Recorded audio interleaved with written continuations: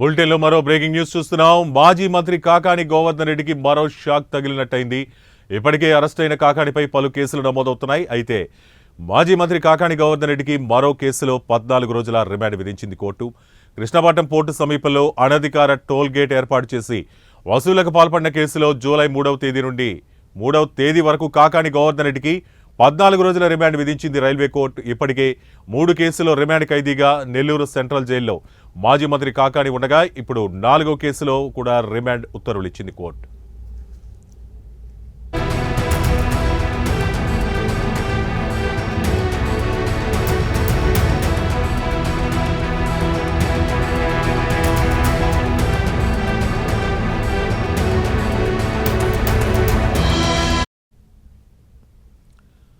ఇక అక్రమ మైనింగ్ కేసులో దాదాపు 55 రోజులుగా పరారీలో ఉన్న కాకాని గోవర్ధన్ రెడ్డిని బెంగళూరు సమీపంలో పోలీసులు అరెస్టు చేసిన విషయం తెలిసిందే. న్యాయమూర్తి ఎదుట హాజరుపరచగా కోర్టు ఆయనకు 14 రోజుల రిమాండ్ విధించింది. దీంతో ఆయనను నెల్లూరు సెంట్రల్ జైలుకు తరలించారు. ఇక అక్రమ మైనింగ్ కేసులో రిమాండ్లో ఉన్న మాజీ మంత్రి కాకానికి గుంటూరు సిఐడి కోర్టు 14 రోజుల రిమాండ్ విధించింది. మాజీ మంత్రి సోమిరెడ్డిపై అసభ్య పోస్టులపై మంగళగిరిలో కాకానిపై సిఐడి కేసు నమోదు చేయగా దీంతో పీటీ వారెంట్పై ఆయన్ను గుంటూరు కోర్టుకు తీసుకొచ్చారు.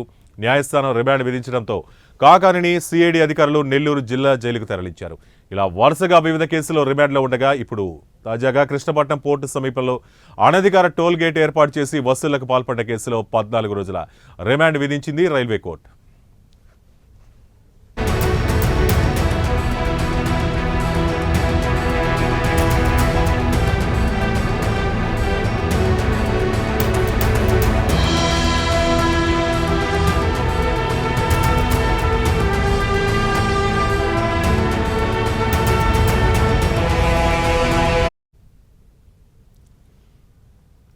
మాజీ మంత్రి కాకాని గోవర్ధన్ రెడ్డికి మరో షాక్ తగిలినట్టయింది. ఇప్పటికే అరెస్ట్ అయిన కాకానిపై పలు కేసులు నమోదవుతున్నాయి. అయితే మాజీ మంత్రి కాకాని గోవర్ధన్ రెడ్డికి మరో కేసులో 14 రోజుల రిమాండ్ విధించింది కోర్టు. కృష్ణపట్నం పోర్టు సమీపంలో అనధికార టోల్ గేట్ ఏర్పాటు చేసి వసూళ్లకు పాల్పడిన కేసులో జూలై 3వ తేదీ వరకు కాకాని గోవర్ధన్ రెడ్డికి 14 రోజుల రిమాండ్ విధించింది రైల్వే కోర్టు. ఇప్పటికే 3 కేసులు రిమాండ్ ఖైదీగా నెల్లూరు సెంట్రల్ జైల్లో మాజీ మంత్రి కాకాని ఉండగా ఇప్పుడు 4వ కేసులో కూడా రిమాండ్ ఉత్తర్వులు ఇచ్చింది కోర్టు.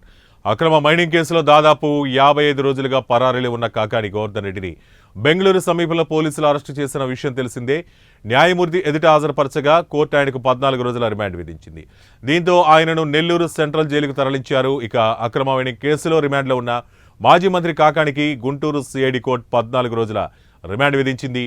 మాజీ మంత్రి సోమిరెడ్డిపై అసభ్య పోస్టులపై మంగళగిరిలో కాకానిపై సిఐడి కేసు నమోదు చేయగా దీంతో పీటీ వారెంట్పై ఆయన్ను గుంటూరు కోర్టుకు తీసుకొచ్చారు.